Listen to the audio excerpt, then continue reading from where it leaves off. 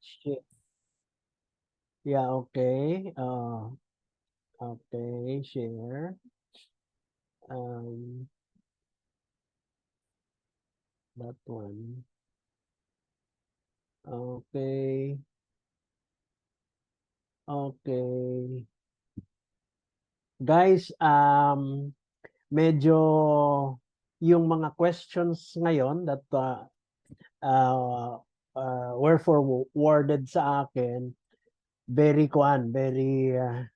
paano nga sasabihin ko, talagang mga, you see these cases very often, ano, and I think mas makukuha nyo, mas maiintindihan nyo better with illustration. So, minabuti kong kumuha ng mga photos and pictures just to give you to illustrate how these things happen, how they come about, no?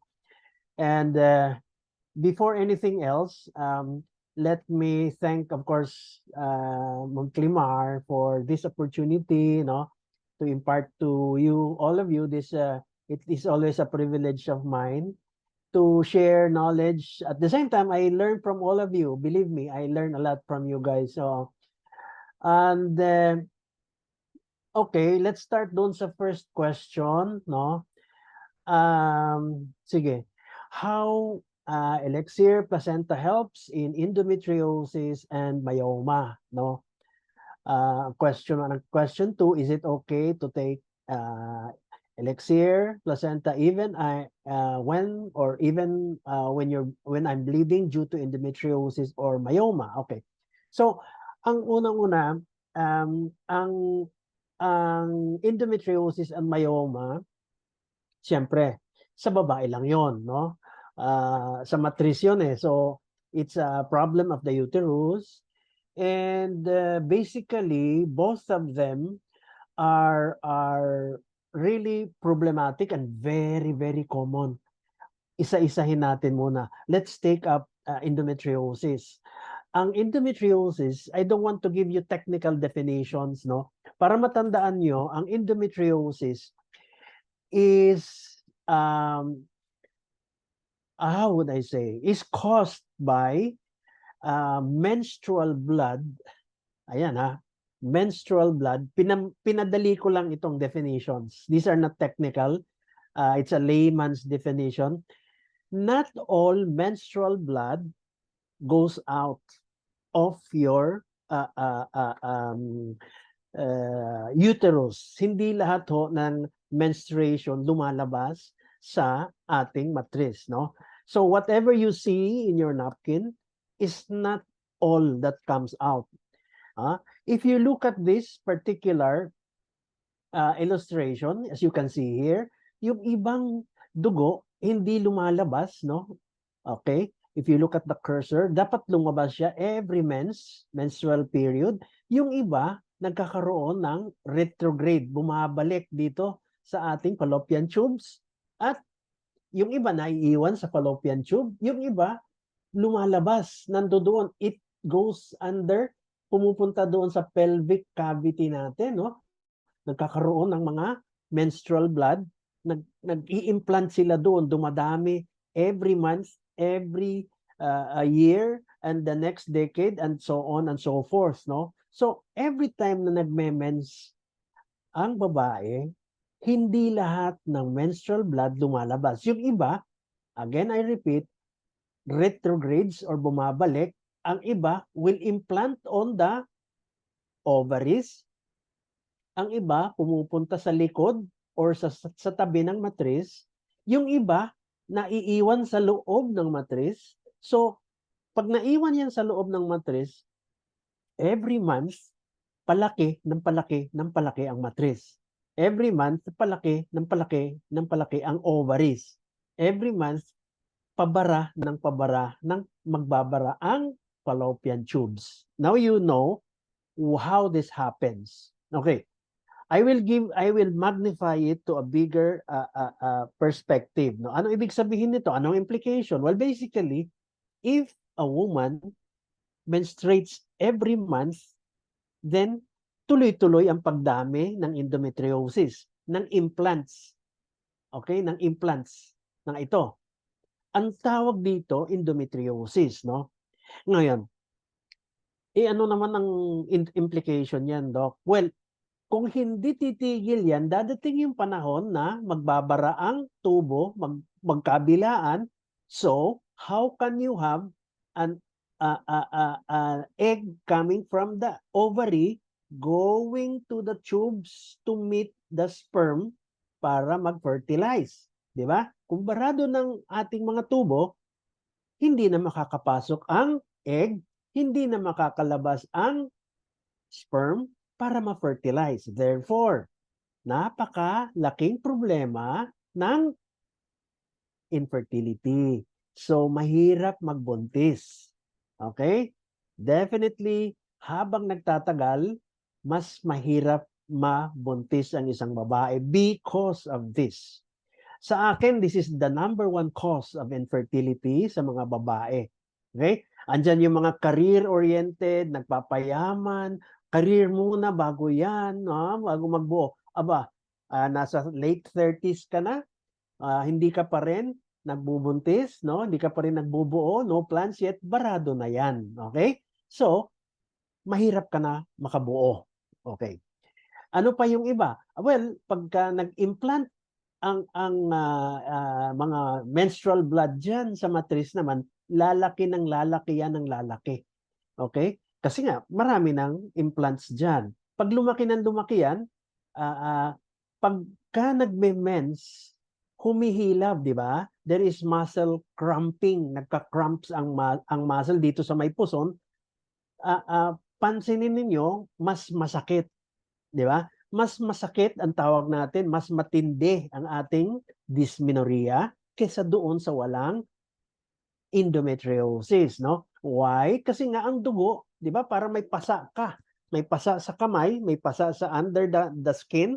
Pag hinawakan mo, masakit. The same thing as sa matris, no? Pagka mayroong blood, menstrual blood dyan sa matris, pagka yan humihilab dahil sa mens, no, is trying to push out the blood out of the uterus during mens, hihilab yun, masakit, mas matindi.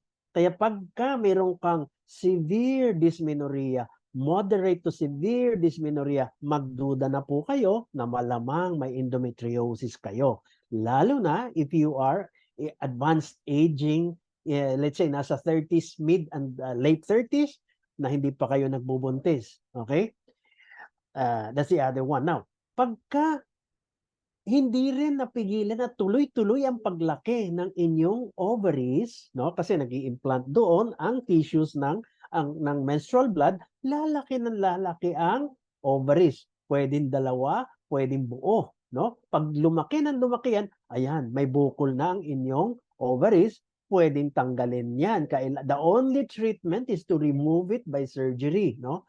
Pag inalis yan, iisa na lang ang ovary. Sana hindi apektado yung isang ovaries. But if it is affected as well, then malabo na po kayo makapag-ovulate at magkaroon ng itlog and therefore more problems with getting pregnant. You see?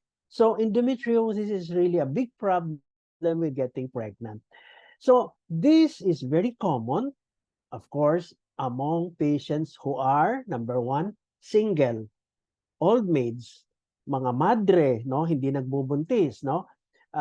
Very common ito, no? Kasi tuloy-tuloy nga sila nagme-mens, no? Hindi sila nagkakaroon ng break. Meaning, pag ikay in your 20s and nagbuntis ka, 9 months na walang mens.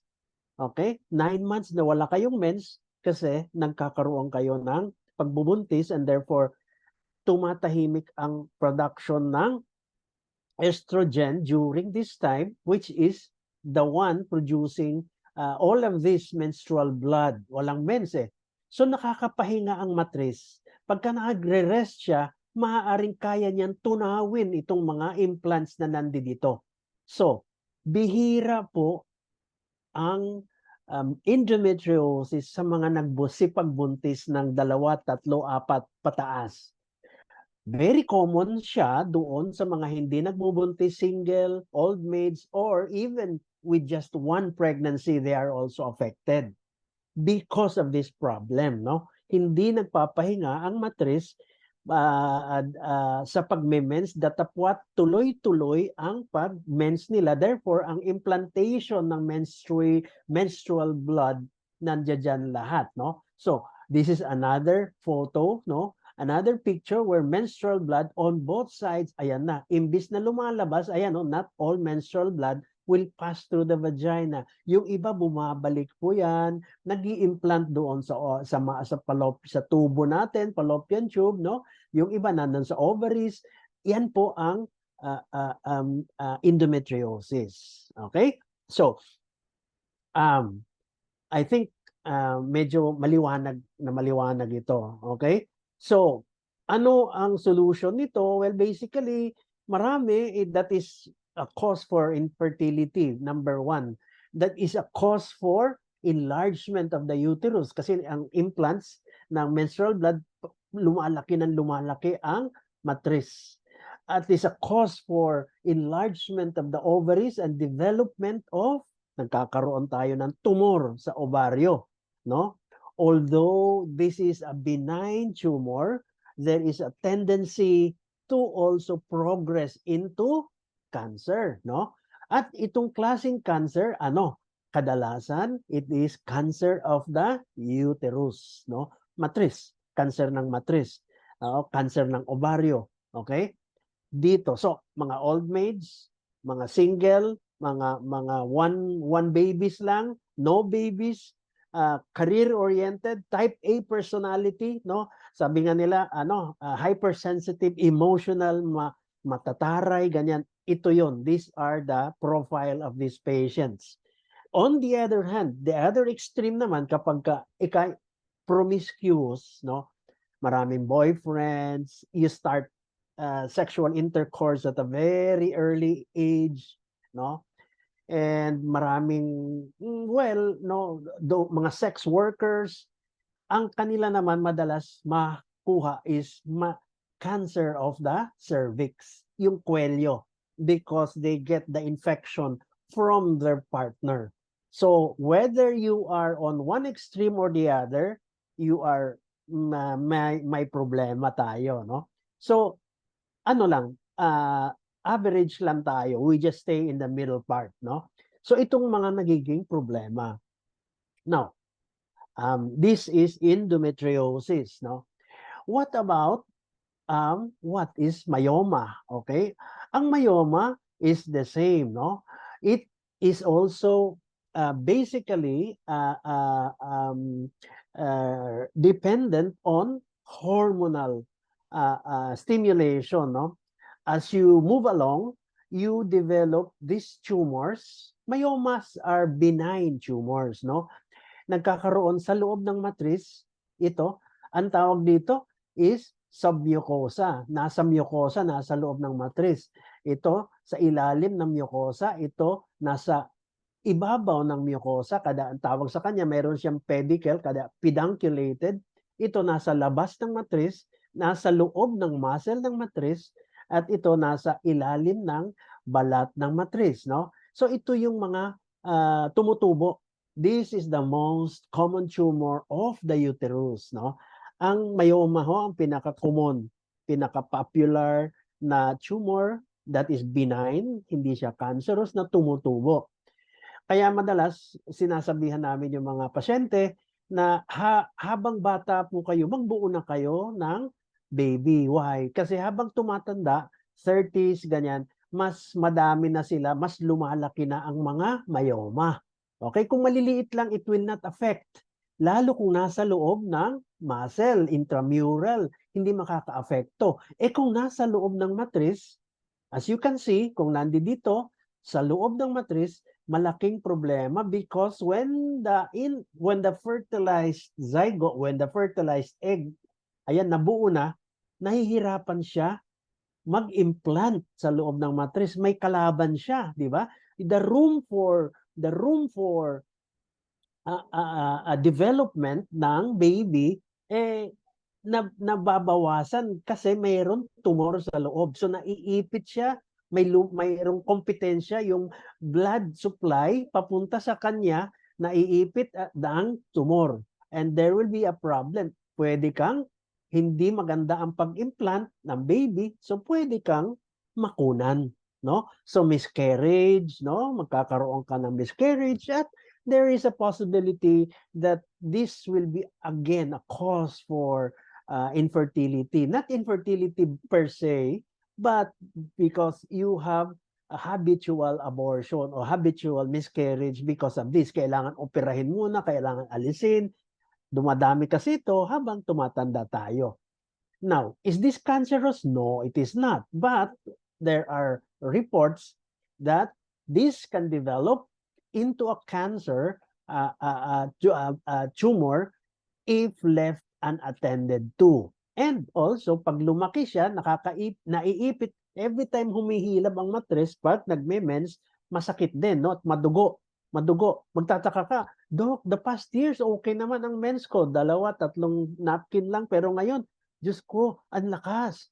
Oh, I use thick pads. Nakakalima ako sa isang araw. Ganun. Bakit kaya, Doc? This is one of the causes, no? Although hindi prominent ang dysmenorrhea dito, mas prominent sa endometriosis, dito ang mas prominent yung malakas.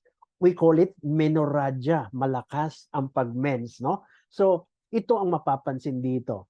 And then, we go to another illustration. You can see this napakalaking myoma nasa ibabaw ng matris, no? So, this may not affect inside yung pag-implant, pero madalas napapagkamalian, Doc, parang mayroon na akong baby, no? Parang ulo ng baby nasa taas, no? Pero pag in ultrasound, makikita may tumor pala, no? And I repeat, this is not a cancerous a tumor. This is a friendly tumor, pero mayroon iba talaga na lumalaki ng lumalaki, and it can impede the passage or obstruct. Pwede niyang maipit yung fallopian tube, and therefore you can have a problem with fertility. But myoma is less problem for infertility. Mas matindi ang problema ng infertility ng endometriosis. Now, balik tayo sa tanong niya, is it okay? Unang tanong, will EP Elixir placenta help endometriosis and myoma? Of course, yes, no? Because again, the most important ingredient dito na makakatulong is, of course, I have been repeatedly emphasizing is Angelica sinensis, no? Which is Dong Quai, and therefore it regulates the hormonal imbalances of the woman's hormonal or endocrine status, no? So andyan yung may mga tawag noon irregular mens na nare-regulate, andyan yung may mga menorrhagia malalakas or merong dysmenorrhea na nag-i-improve, andyan yung mga na magme-menopause, no? With all the menopausal symptoms, no? Ng mga hot flashes, night sweats, and all, nai-improve niya. So definitely makakatulong si Elixir placenta. Question 2, is it okay to take Elixir even when I'm bleeding due to endometriosis and myoma? Yes. The answer is yes. Categorically, I am saying yes, pwede. Whether you are bleeding, meaning nagme-men siguro, no? Or pagka sinasabi na nagbi-bleed ba ka, ang ibig niya sabihin, kahit hindi ko mens, no? It does not affect that. There is no problem taking it even when you have bleeding, no? It is not a problem. Whether or not mag-take ka nung Elixir placenta, kahit hindi ka mag-take ng Elixir placenta, kung may myoma ka doon na nakaipit at hindi makahilab ang matris mo, tuloy-tuloy ang bleeding mo. Okay? Kasi hindi niya makontract ang matris dahil may bukol sa loob. Hindi niya makontract ang matris dahil mayroong endometriosis, may mga menstrual blood sa loob ng muscle ng matris. Kaya pag hindi nag-contract, hindi maiipit yung blood vessel para tumigil ang pagdudugo. Kaya continuous ang bleeding. So it is not a cause for bleeding ang Elixir placenta. No. The underlying problem is the myoma. The underlying problem is endometriosis, not elixir placenta. Okay? So, is it okay to take it? Yes, it is. Okay? I hope that's very clear. Are there any questions at this point? Meron ba? Okay. Then There we, is a yeah, question, Doc, yes. from Joey Manawag. Can you please, ano po, Sir Joey, what do you mean by this one? Inumin Ano yan? Peruna? Po, parang depensa lang po sakit myoma. Can you elaborate on this one? Ano daw? Ano daw? Doc, paano po kung inumin Peruna? Parang depensa lang po sakit myoma. Paano inumin? Siguro, Dok, paano po kung inumin? Siguro, Dok, kung pagsasabayin? Ay, sorry. Hindi ko po masyado maintindihan, Sir Joey. Can you please, elaborate more your question? Ayan. I-unmute mo, baka nakamute. Hindi naman po naka-mute all. Oh. If you want to talk to Dr. Francis, you can unmute po, Sir Joey, para mas... Spirulina. Spirulina po ba ito? Spirulina. Okay. Anyways, later on po siguro, Doc. Wait lang daw po. Okay. Alright. Okay, nasa school pa daw siya. Hindi siya maka-unmute. Alright, Oh, I okay. think this is spirulina. I think maybe kung pwede daw po sigurong pagsabayan ng elixir placenta with other food supplements like spirulina. Pwede naman. Yeah. Pwede naman. Oo. In what situation kaya ang kanyang let's put it in a proper context. Kasi Hello, hindi ko Sir alam kung Joey. anong situation. Hello, ma'am. Hello, ma'am. Ang ibig kong sabihin po, paano po ako kung katulad po na na-experience po sa ano po na parang po siyang may symptom sa myoma. Ang gusto ko lang sabihin, parang paggamitin ko po siya ng Esperona po na gamot. Yan ang ibig kong sabihin. Okay po ba yun? Ma'am, pasensya lang po, ma'am, kasi bago lang po ako dito. Almost 4 days pa lang po ako. Kaya yung idea po, kaya po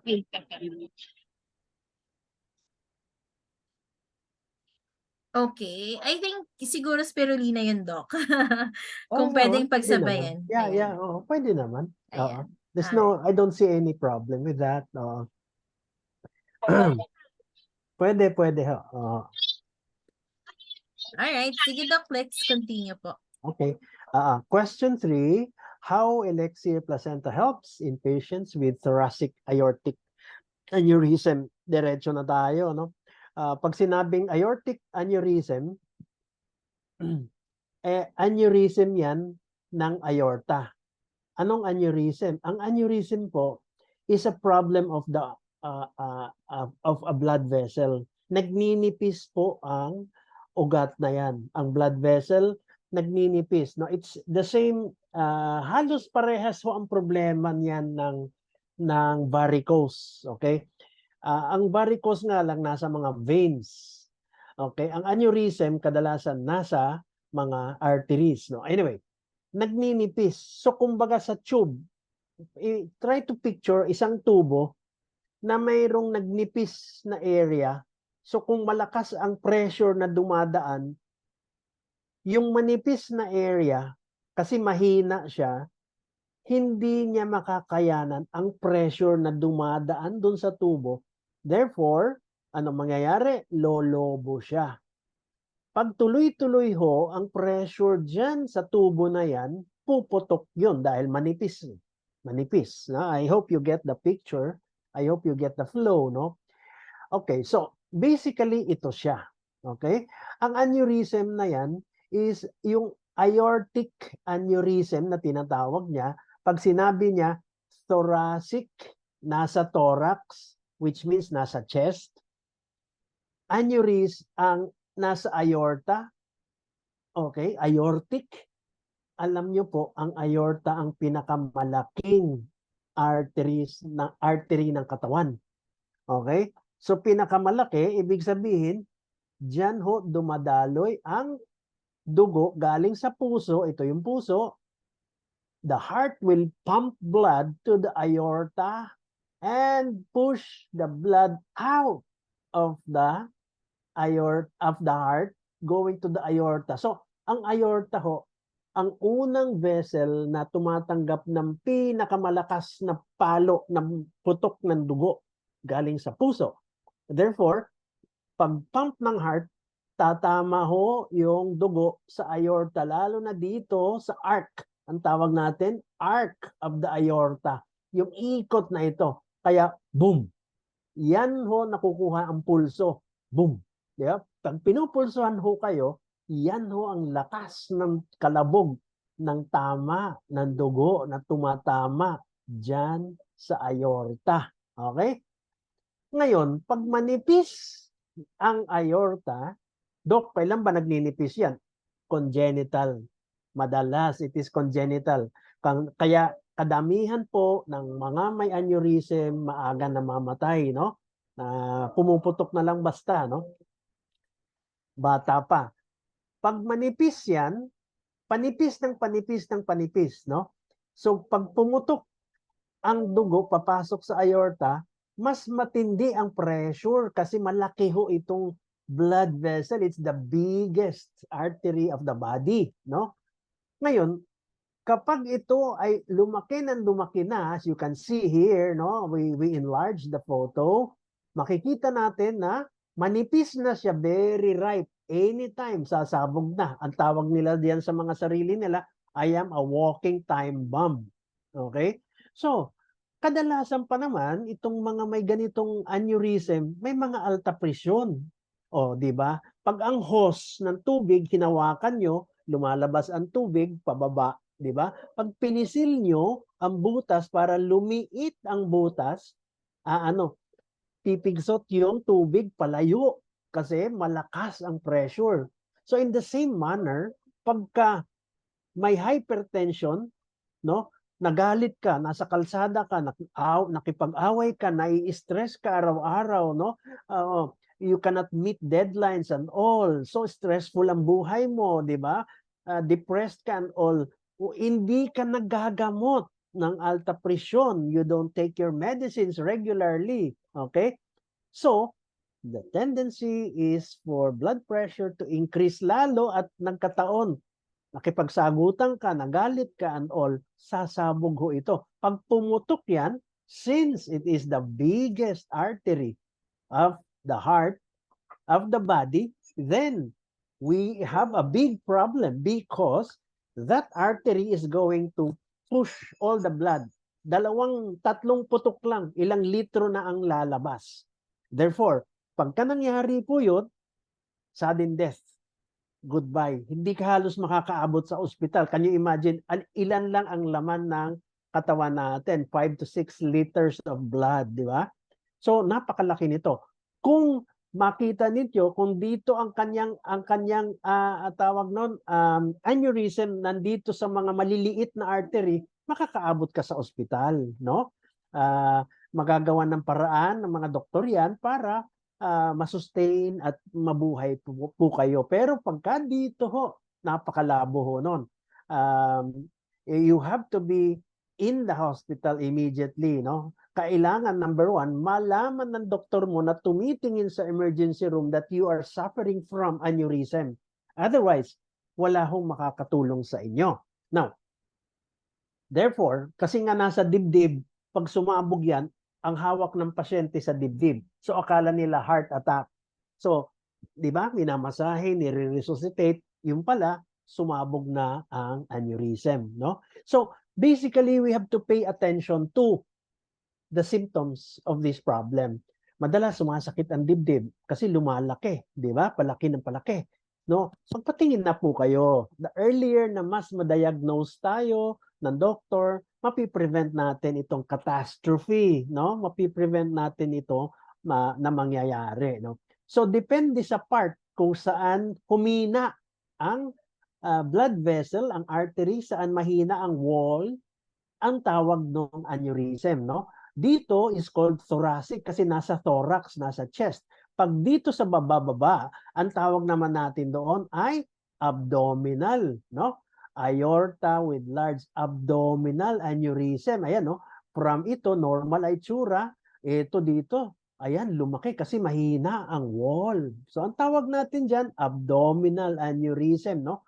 Ito, mas less ang tendency na sumabog kasi mas na-absorb muna ang pagtibok ng pressure dito muna sa unang part ng aorta. Pero pag the same, pagbaba dito, eto na naman ang pressure, no? So basically, these are problems. Now, you can also have an aneurysm sa utak. Ang tawag natin doon, brain aneurysm, cranial aneurysm, no? Pag sumabog din yun, wala rin, no? Ang nangyayari, para ka na-stroke kasi sumabog yung dugo sa utak and therefore parang yung sinusuplayan ng dugo, yung part ng brain mo to function, abay nawala. So kung yan, ang area na yan, pagsalita, mabubulol siya, kaya nag-slur ang speech. So magdududa, ano nangyayari? Ba't slurred ang speech ng aking ama, ng aking lolo, no?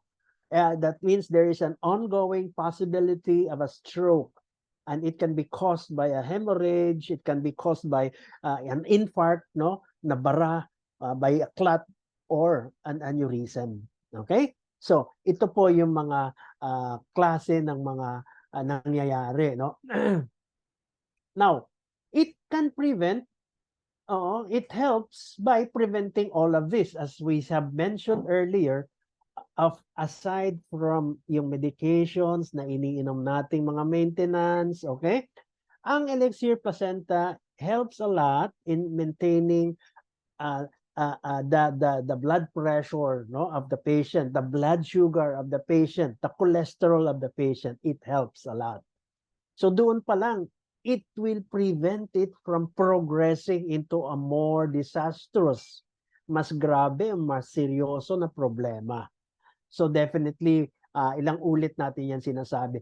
Now, if nakokontrol niya ang blood pressure, nakokontrol niya ang kanyang blood sugar, so hindi siya magpo-progress into, nakokontrol ang cholesterol, hindi tataas ang blood pressure.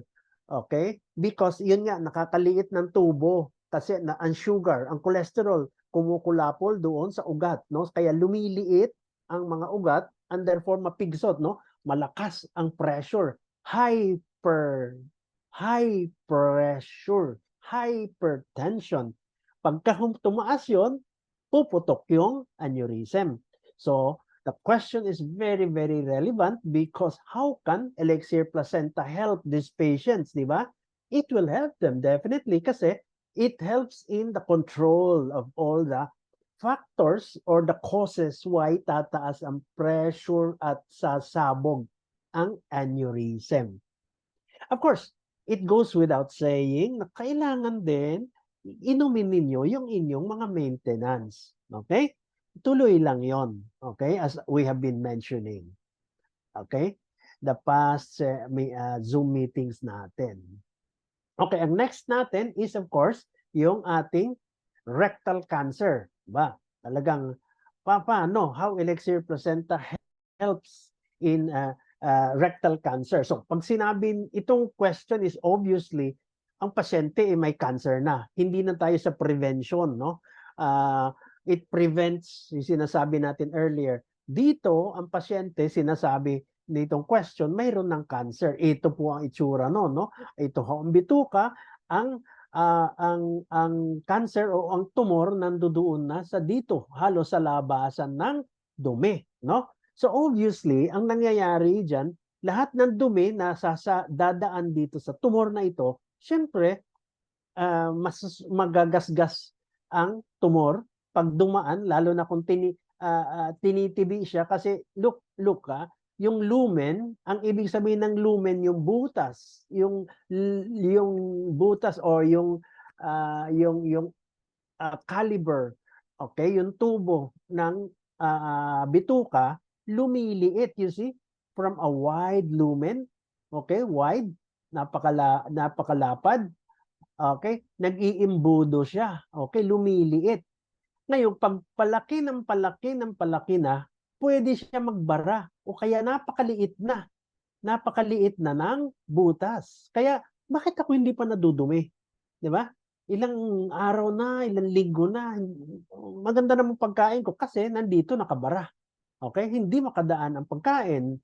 Okay? So, pag iri ka ng push, pwedeng dumugo. Kasi nga nasasagi, as you can see here, na inflamed yung area na yan, no? Kasi nga lumolobo na siya, lumalaki dahil sa laman ng dumi na iipon. So you can have streaks of blood in your pupo, no? Sa poop, mayroong blood streaking, mayroong fresh blood, okay? Pag fresh blood, it shows na ang bleeding nasa baba, nasa rectum.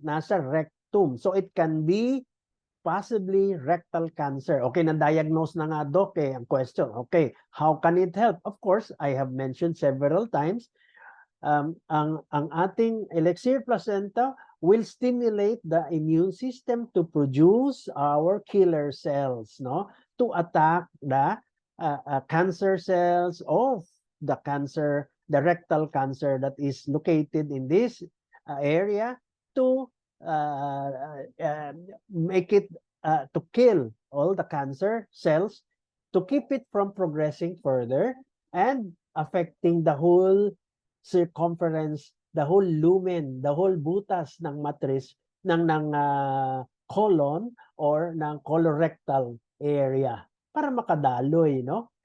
Sana maliit pa. Pero kasi kung malaking-malaki na, it can hardly make a difference, no? Again, the secret here is early detection, no? Habang maaga pa, pagka nagpapa-annual check-up tayo, pati pupo ipa-examine natin. Kasi hindi ito, kapag maliit pa, you won't have any problem sa pagpupo. Maliit pa nakakadaan pa yung pupo natin, no? Anyway, so as I mentioned, that is how elixir placenta will help patients with rectal cancer. Okay? Now, question 5. Can elixir placenta be taken while undergoing a stem cell treatment via IV? The question is yes. Yes. You can take it. As a matter of fact, it is a supplement, no? That can how would I say, synergistically help each other, complement each other, no? The stem cell treatment, if it is a stem cell treatment na IV, would complement each other, no? In improving the health of the patient, no? And therefore, yes, the answer is yes, you can take elixir placenta even when the patient is having IV stem cell treatment. There is no contraindication to that, no? IV yan, IV. Intravenous, dinidextrose, no? Dinadaan sa dextrose sa mga ugat natin, sa veins. Okay, I think this is the last question. Medyo mahaba-haba ito. Cervical dystonia. How elixir placenta helps cervical dystonia, no? Ang ibig sabihin ng dystonia, anything na mayroong DYS, ibig sabihin noon sira o masakit, no? Or non-functional. Pag may DYS, yan ang tip ko sa inyo. So for today, you learn this. Pagka nakakita po kayo ng may DYS, sabi ni Doc, may sira yan. Dystone, di sira na tone ng muscle, no? Pag tone is always about muscle, no? So pag sinabing dystonia, pag sinabing dysmenorrhea, di ba? O di masakit na pag mens, di ba? Pag sinabing dysuria, ay di masakit na pag-ihi, urea, urine, di ba? So you learn some things for today, no? Marami. So dysfunction, no? Yung function niya, mali na o hindi tama o masakit, no? So, ano ang cervical? So, dystonia meaning sira na muscle sa cervical area. Cervical, ano bang cervical? Ang liig, no? So, okay, let's go to some definition. So, ang dystonia is a neurologic, no? Nerve problem yun. So, brain yun, no? Okay. Dystonia is movement, no? That with yung disorder na yan causes painful muscle spasm, no? Spasm ibig sabihin crampy, no? Yung pag-contract ng muscle, no? Movement disorder yan ng mga muscles sa katawan, no? Kung saan pwedeng arm dystonia, neck dystonia, or cervical, or leg, or thigh, or kung saan ang dystonia, saan ang problema, doon ang tatawag noon. So itong question niya is about cervical dystonia, no? So itong main simptoma, ang pinaka na mapapansin mo sa mga may dystonia, if it is the leg, they drag the leg. Kung foot, yung paa, may cramps, no? As I said, no, crampy. Pagka naman mata, blinking 'yon, no? Nakikipag-usap sa iyo pero kindat ng kindat. Hindi ho ibig sabihin nun type kayo o crush kayo, hindi ho. Ang ibig lang ho sabihin noon, mayroon ho siyang dystonia sa mata niya, no? Involuntary pulling of the neck, no? Gumagalaw parang nagpro-propose ka, no? Pakakasalan mo ba ako? May dystonia, akala mo hindi, no? Hindi, dystonia, lieg ho niya, moving laterally sa sides niya, no? Uncontrollable blinking, trouble with speaking, parang stuttering, no? Hindi tuloy-tuloy ang pagsalita, no? Handwriting, no? Tremors, these are symptoms ng dystonia, no? So, ano ang mga cause nito? Well, tatlo. Number 1, genetic, pwede na inherit nyo po yan sa inyong mga magulang, sa lolo, lola, no? Genes, therefore, no? Ang genes ng dystonia is marami. It's either DYS ang genes, no, na makikita sa mga may dystonia, DYST dystonia, DYST1, DYST3, DYST7, DYST9, and DYST10. Okay? Yung 5 na yon are the most common sa genetic dystonia nang na-inherit nila, no? Daming papamana yung pang dystonia. And another cause, as I said, acquired, no? Wala ka nga sa genes, hindi mo nga namana, pero na-acquire mo. Ano ibig sabihin? During the process, pwede ka nagkaroon ng brain trauma, okay? Nagkaroon ng damage sa utak mo, nakalom, no? You can have dystonia secondary because there is a problem in your brain. Actually, the specific area na may tama or pinanggagalingan ng dystonia is your basal ganglia, no? So, nagka-stroke ka, may tumor ka, no? Acquired yon, magkaka-dystonia ka. Okay? Or, nung pinanganak ka, you were deprived of oxygen. Okay? So, ano ibig sabihin ng na-deprive ka? Well, hindi ka agad napahinga ng oxygen. Di ba?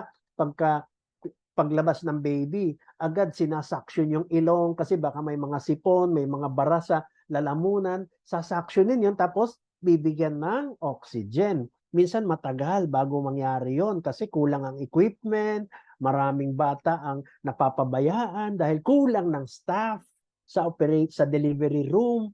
So many factors, no? O kaya naman natagalan bago makarating sa ospital. Nasa daan, nasa kalsada, nasa tricycle, kung saan, no? Hindi agad nakahinga ang baby, no? Natagalan. So there was oxygen lack. Para kang nag-blackout, walang oxygen. Para kailangan i-resuscitate mo, no? Infection may also cause dystonia, no? Poisoning, carbon monoxide. Ano ang carbon monoxide? Alam natin, mga exhaust ng kotse, sa garage, sa mga... Kaya medyo ingat tayo sa loob ng kotse kung pumapasok yung usok ng mga fumes. These are monoxide, no? It can cause dystonia. Drug interactions, marami hong mga gamot na hindi pwedeng pagsabay-sabayin. Pag pinagsabay-sabay nyo, it can cause dystonia. Okay? So, dalawang klase, genetic, na-inherit, and then na-acquire natin. And pinakahuli, idiopathic. Anong ibig sabihin ng idiopathic? Hindi ho ibig sabihin yan, idiot, no? Tanga o ano, no. Pag sinabing idiopathic, it means the doctors cannot find the cause, no? Marami hong types ng dystonia have no clear cause. Hindi matrace kung saan nanggaling. Maraming klase. So, tatlo, genetic, acquired, and idiopathic. Okay? Walang makita na cause. Okay? Now, ang tanong niya is about cervical dystonia. Okay? Liig. So, ang tawag natin ng cervical dystonia is torticollis. Yan ang scientific term. Torticollis, parang torta, no? Torticollis, no? It's the most common type, no? Ito pinaka-common, ano? And it affects the neck muscles, which cause the head to twist, turn, and pull backward, no? Yung ganyan, parang hindi, parang tuloy-tuloy, no? Or forward. Pwede rin pa-forward. Okay? So, to give you a picture of this, ganito po yun. Pwede ang limbs kasabay, pwede ang foot may dystonia, may muscle cramps. Pero itong neck, ito po yung affected na mga muscles, involuntary. Hindi nyo makontrol. Pag sinabing involuntary, nakikipag-usap kayo, bigla na lang gagalaw yan, no? Okay? So, as I've mentioned earlier, ang problema nasa brain, no? Nasa taas, doon sa basal ganglia yan, no? So ano ang dapat gawin natin? Well, basically, first of all, let me tell you that stress related din siya, fatigue, susumpong siya pagka mayroong kayong, you are under stress, you are fatigued, no? Wala kayong pahinga, no? Rest muna. Huwag naman puro hanap buhay, no? You have to remember you only have one body, you only have one health. So, palakasin natin ang sarili natin. Take Elixir Placenta to maintain our, keep our immune system strong against these things. Now, pwedeng mag-appear ito in childhood, no? It involves the foot and the hand, as I've shown doon sa picture. And even get worse pa during your teens, no? And okay, ano ang treatment niya? So, pwede siyang medical. Marami hong gamot binibigay dyan sa dystonia, no? And one specific, very common and the most popular treatment ngayon, kasi pagka uminom ka nitong mga gamot, buong katawan mo, di ba? Pag uminom ka, syempre, it will go to all parts of your body. E ang problema mo lang naman, liig, di ba? Eh bakit kailangan ko pa uminom lahat yan? And therefore, the side effects will be absorbed by your body. Kaya most neurologists are opting for, levodopa, okay? Itong mga gamot, benztropine, you have baclofen, all of this relax the muscles. Ay hindi lang naman neck ang marirelax niyan, di ba? Lahat. Kaya ang tamlay ng pasyente, etc. No? But wala silang attacks, no? Namimenos ang attacks. Why am I saying all this? Well, basically, akala ng lahat kasi ang Botox, pampaganda lang, no? Pampaalis ng wrinkles, no? Well, tama naman kayo. Ang tawag namin doon, aesthetic Botox, pampaganda na Botox. But, did you know that ang Botox started with treatments ng mga torticollis, ng mga muscle spasm, no? So, Botox is the most popular and the most common treatment for dystonia. Botox, no? So, diyan siya nag-umpisa, diyan siya nakilala, no? Yung mga muscle na yan, no? Makikita nyo ho, yung ibang mga pasyente, nawala because of Botox. Sudden, diyan lang kung ano ang muscle na may problema, i-inject namin diyan ang Botox, mawawala na ho yun for the next 6 months. Okay? Marami yung gamit ang Botox. Kaya, hindi lang pampaganda. Ang pampaganda is very, it is very minimal, no? Mas malakas gumamit ng Botox ang mga mayroong ganitong sakit. Maniwala kayo, ang lakas. Yung isang vial na ganyan, katiting lang yan. Sa isang pasyente, mga 5 vials ang nagagamit namin, no? Para lang sa mga ganitong problema. Samantalang, pagpapaganda, wala pang 1/3, wala pang kalahati ng isang vial. Napakaganda na ng mukha. Nawala na ang mga wrinkles nila, no? So, Botox is very important and it's a very good treatment for these problems. If hindi magamot-gamot ng medications ng Botox, no? We proceed to surgery. Okay? Ano? Well, dalawa. One is stimulation, electrical, ang tawag namin doon, deep DBS or deep brain stimulation. Ito yung very, very, how would I say, mild na stimulation. It's a battery powered device that would stimulate the basal ganglia, okay, yung brain na yon, to stimulate it and hopefully control involuntary movements of the neck, for example, no? And of course, other surgeries that may interrupt, okay, the small part of that problem sa basal ganglia to cause that is causing a lot of involuntary contractions, and usually it entails, no, cutting some small nerves that are very sensitive. It controls, no, every now and then the spasm. Pinuputo lang yun. Yun kasi ang nagtitrigger. And most patients ayaw na kasi ng surgery kasi natatakot sila baka kung ano-ano pa ang masagi, no? Now, question is it okay. How it helps. Ito yon, no? So, it puts the patient into a situation when you are taking elixir placenta where patients will have this a relaxed muscle status condition. Sana ba yung aking slide? Ayan. Ayan. And ito. Okay? All of this, elixir placenta simulates the effects of these medications, no? It gives you the effect of anticholinergic agents, binablock niya ang acetylcholine, no? To lessen the firing of muscle contraction, okay? It regulates the neurotransmitters, GABA, and therefore, it means it will regulate the firing of muscle contraction again. Ito yung mga ginagawa niya during medication with these particular medications, no? And the specific medications. Ang elixir placenta will simulate these activities for these skeletal muscles. Hindi po smooth muscles, skeletal muscles. Opo. Yun lang po. I think that was the last question. Okay. All right, thank you for that one, Doc. So Okay, hopefully, sige. yung mga nag-send po sa akin ng mga questions na ito, nasagot po ni Dr. Francis yung mga katanungan ninyo. All right, so there is a question from Sir Ray Luna po. Paano daw po makakatulong si elixir placenta or can elixir placenta help retinitis pigmentosa daw po? It's better that mahirap kasi ano bang status niya ngayon? Ang hirap kasi magbigay ng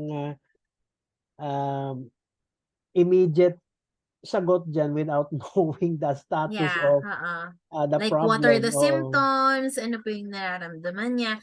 Sir Ray Luna, are you available to open your microphone po? Kaya para mas ma-clarify kay Dr. Francis yung question mo. Yes, ma'am. Yes po. Hello po. Yes po, Sir Ray. We can Okay, hear go you, ahead. Yun po yung napapansin po niya na symptoms is lumalabo po yung mata niya. Na before, hindi naman daw po.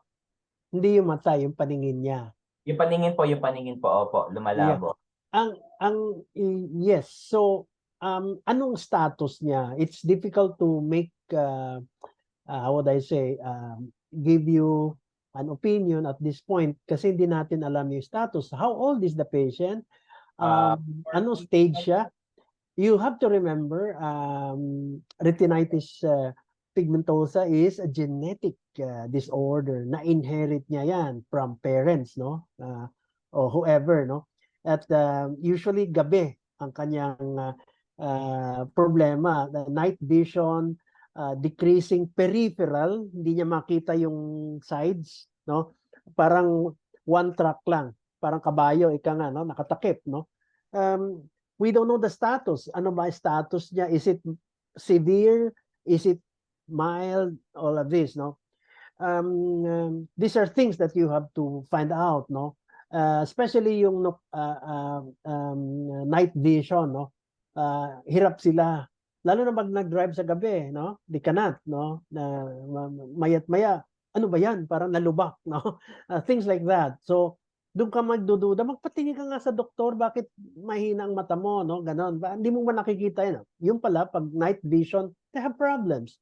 And these are retinitis, tawag nun, very, very often, it is genetics ito, chromosomal. So, whether or not, kung severe na siya, it might be too late. But early stage, of course, malaking tulong ang elixir dyan, placenta, because it strengthens our immune system basically, which would fight back, no, in delaying, no, the progression of retinitis, or even slowing it down, and before your ophthalmologist can or your oculoplastic doctor can manage, no?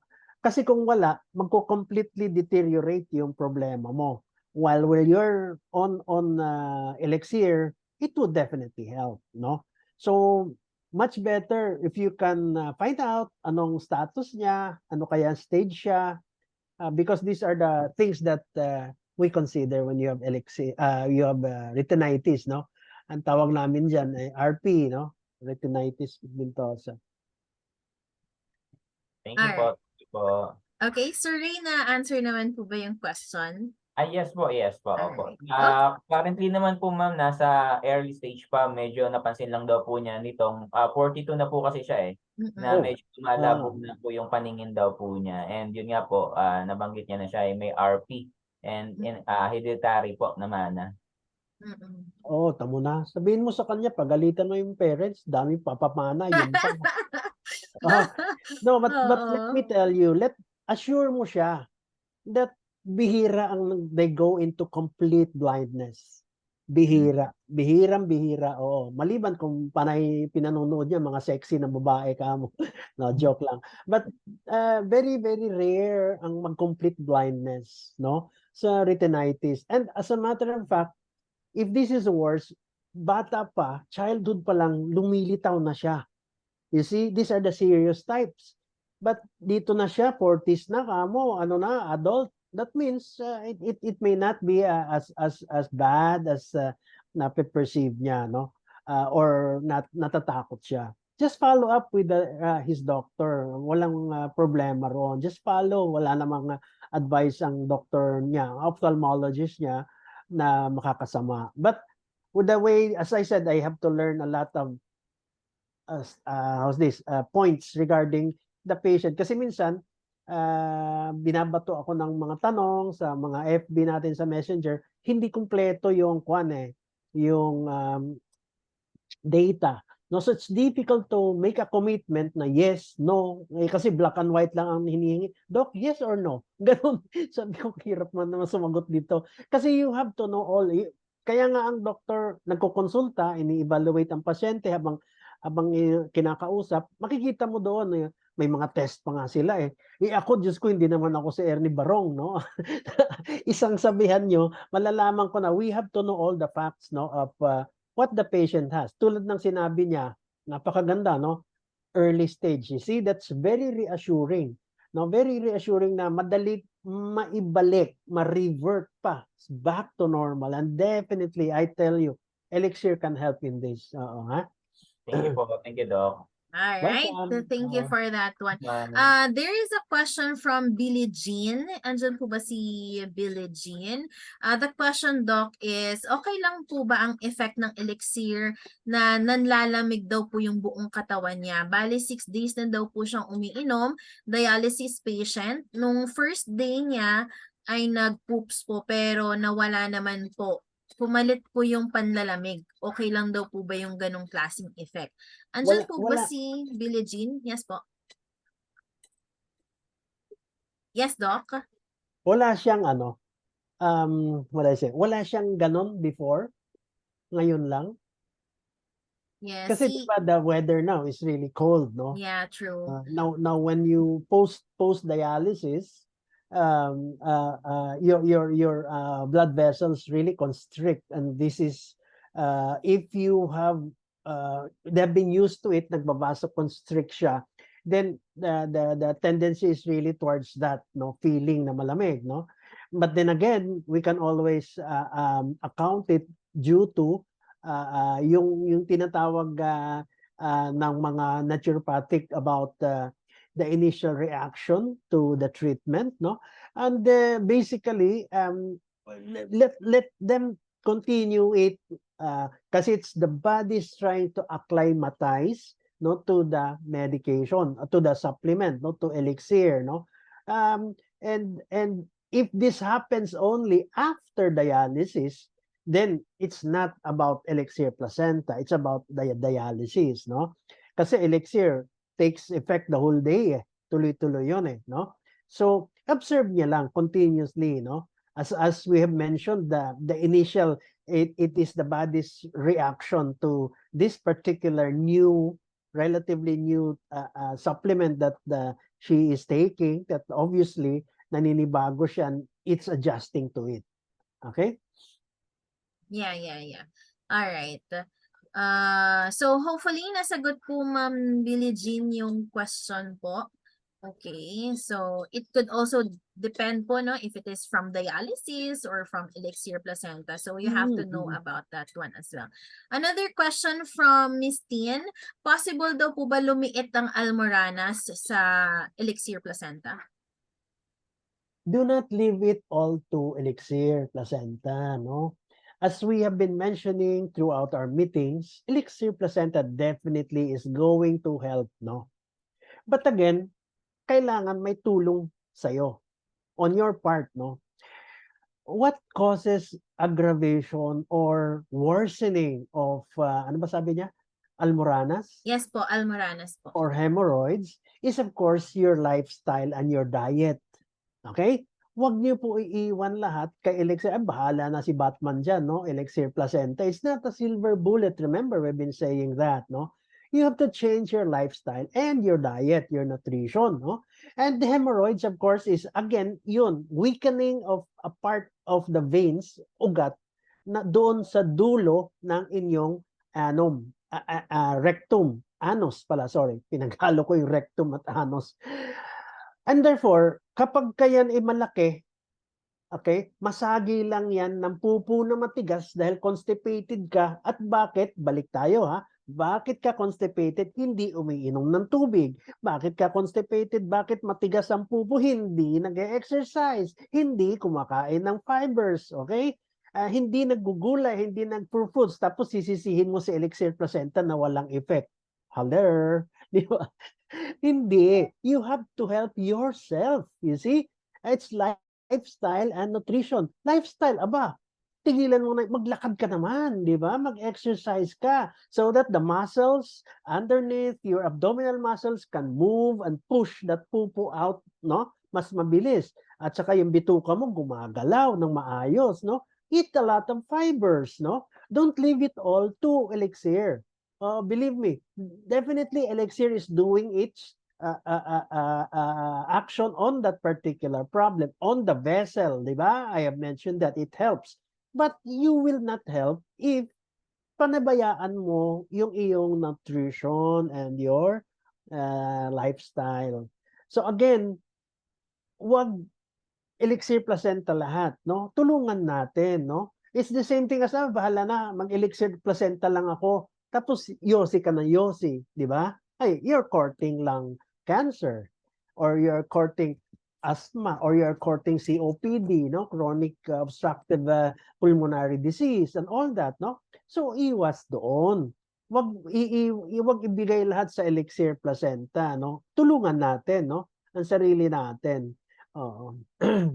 Yeah, that's true, no? So, for example, if you have some clients then that they're questioning bakit wala pang effect yun sa akin yung Elixir Placenta. So, always go back dun sa lifestyle. Ano ba yung lifestyle Yes, niya? oo. Diba? Paano niya rin ba tinutulungan yung self niya to improve? Correct. Don't Ayun. leave everything to Elixir. That's not gonna happen. Hindi. Malaking bagay ho yung willpower mo to change your lifestyle. And willpower mo, Doc, wala akong pera eh. Hindi pwede maging, hindi naman kailangan, hindi pwede, hindi naman kailangan mamahalin ang bilhin mo, no? To eat a good nutrition, no? Maraming fibers ang gulay, kangkong, ang dami diyan, napaka talbos ng, ay nako, maniwala kayo, I eat all of them, no? Pwede mo lang i-steam yun, nako, yung okra, sus, masustansya lahat nun. Believe me, isaw-saw mo sa bagoong, dahan-dahan, maalat yon, pero ang sarap eh, wala kang magagawa. Pero what I'm trying to say is, hindi naman kailangan maging expensive, no, ang yung binibili. Basta you have fibers. Importante po ang fibers, especially when you're aging and you don't exercise a lot, no? You exercise but not too much, no? A lot. You don't exercise. You need fibers. Really, you need fibers. Maniwala kayo. Okay? So basically, if you have a lot of fibers, research proven na lahat yan. Patients who have cancer, yung lifestyle, yung nutrition nila, kulang lahat sa fibers and yellow, orange vegetables and fruits. Okay? Piliin nyo yan mabuti. Marami. Pumunta lang ho kayo sa palengke. Kung ayaw nyo ng amoy ng palengke, ako I enjoy. Namamalengke po ako. Believe me, I enjoy it. It's like my playground. Para ako nasa Toy Kingdom. Maniwala kayo sa akin. I like going there because in any province, any town, any city na bago, I always go to the palengke. Why? Kasi doon mo makikita ang traditions ng city na yon, ng town. Ano ang masarap sa kanila, anong kanilang mga specialty, mga delicacies. But you will also say, going back to the question, you will see a lot of things na, mura naman pala nito. Why will I have to rely on buying mga lettuce, mga kung ano-ano, mga Caesar salad, na mga with bacon, and come on, hindi mo kailangan yun, no? Well, pagka ikaw ay kumikita na, yes, once in a while you do it, but you don't have to keep eating that. Di ba sabi nga nila, Manong Johnny Enrile, di ba? Ano ba? Saluyot lang eh. Di ba? 100 years old, 105 years old. Sorry. Just to show to you, pumunta ka lang sa garden mo, magtanim ka dyan ng kung ano-ano, talbos ng ampalaya, yung munggo mo, lagyan mo ng dahon ng sili, ay naku, kumpleto ka na. Oo, totoo. Just be mindful of what you eat and what you feed your body. You will be happy. Maniwala kayo, it's a very good investment. Health is always wealth. I keep emphasizing that. Mukhang magaling magluto si Doc Francis I enjoy cooking. I enjoy cooking. Kailan Maniwala natin kayo. matitikman yung mga luto mo, Doc? Wala, simple lang ang mga luto ko. I'm a regular eater, no? Pero I enjoy what I eat. And kasi maliit pa ko, I watch my mom cook. And I love what she was doing before kasi product siya ng mga lolo ko, Espanyol, ganun. So, even baking, lahat yan, natuto yung mga sisters ko, hindi pwede. Kaya tuwan-tuwa ang mga mister nila kasi magagaling, gumawa ng mga hamon, mga chorizo. They love doing it, mga kalyos, ganun. Ako, wala. Ako yung mga ordinaryo lang, pero very nutritious. Believe me, napakadaming mura na mabibili kayo. Of course, you have your cheat days naman eh, di ba? You have your cheat days, what you like to eat, no? But make it a habit of eating nutritious and very, how would I say, mga fibers. Importante talaga ang fibers. Kasi maniwala kayo't hindi. Ang cancer, good thing you brought this up, no? ang tumor ng colon, ng rectum, ng intestines is very difficult to detect. Ang daming doktor na lumipas, namatay because of colon cancer. Okay? Mahirap ma-detect. Bakit? Kasi ang laki ng tiyan. Very flexible, 'di ba? 9 months baby, and bagong laki. 'Di ba? Mga lalaki ang katataba, ang kakapal ng taba, hindi mo madidetect ang tumor until it is very widespread already. Example, President Cory Aquino, 'di ba? Nang nahuli nila, mayaman si Cory, she can eat anything, but yet hindi na-detect. Nung binuksan nila, and I talked to the surgeon of Cory, pagbukas nila, nakita nila tad-tad na ng tumor. Lumabas na sa intestines. Anong ginawa nila? Close, open, close case. Wala na silang magawa. Tinahe, sinara. Okay? Chemotherapy na. Because the more na kanilang tatanggalin yung mga tumor, the more manghihina si pasyente, the more kakalat. It was an end stage. See? So, nahuli nila very late na. Can you imagine that? When the only treatment, ngayon pa lang, nasa 30s kayo, nasa 40s kayo, fibers lang eh. May iwasan nyo ito. Unlike others, tumor sa matris, makakapa nyo eh. Nagloloko ang mens eh. Tumor sa, let's say, sa liver, mau-ultrasound mo, nag-uumpisa pa lang, di ba? Pero ang intestine, I tell you, napakahirap. We always advise you guys magpasilip na endoscopy up and down sa puwet para makita. Once negative po yan, walang tumor na nakita, walang polyps na nakita, that's good for 10 years. 10 years na hindi kayo magkaka-cancer. Mag-invest po kayo sa ganon. Hindi sa pinayayaman nyo yung doktor o what. No.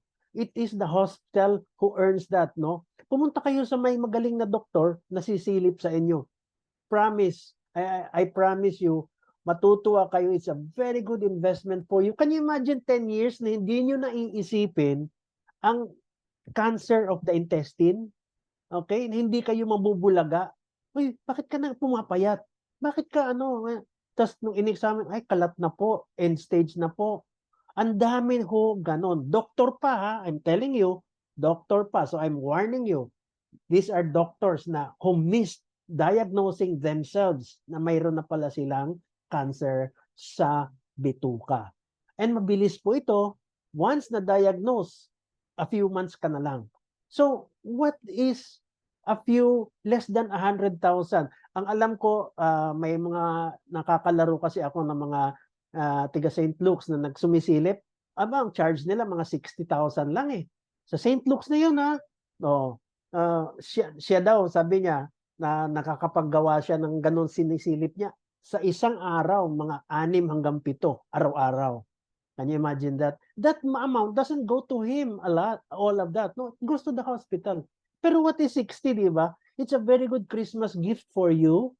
Ang laking bagay na nun, di ba? Namasko ka ngayong Christmas. Oh, ito para sa sarili ko na ito. Regalo ko sa sarili ko, di ba? Oh, well, of course, maliban kung ang iyong priority, hindi, Doc, papatangos muna ako ng ilong. Yan. O kaya magpapa-breast augmentation muna ako para mas marami akong mabentang spirulina, elixir placenta. Next year, magpapa-examine naman ako ng bituka. I'm just kidding. I'm just giving it a light. Anyway, I hope you enjoyed the afternoon. Yeah. I'm sorry I cannot stay long enough. Yes, Oo. Doc. We know you have another Pasensya na. schedule pa. I have to run to another venue.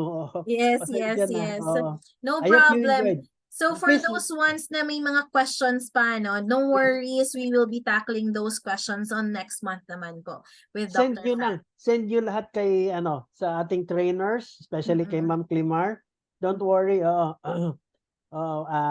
We will tackle all of them. Or Yeah. most of them, no. I Yeah. hope I can answer them Okay? All right, so thank you very much, Dr. Francis. Thank you, Okay. GFAX believers, for attending Always my our pleasure. training as well. So, Doc, I know you're in a hurry. So, pwedeng-pwede na tayong umexit. Okay, okay. All Thank right, you. have a Thank great day, you. GFAX Okay. believers. Bye-bye, Okay. Bye-bye. Doc. I'll Bye-bye. see you Bye-bye. again. See you guys. Alright, so this training din po pala is already recorded. So if you have some questions and also if your downlines haven't watched this training, I will be posting this training today din po, no? So sa ating GFAX official page. Ayon. So that's all, GFAX believers. Have a great night. Bye-bye.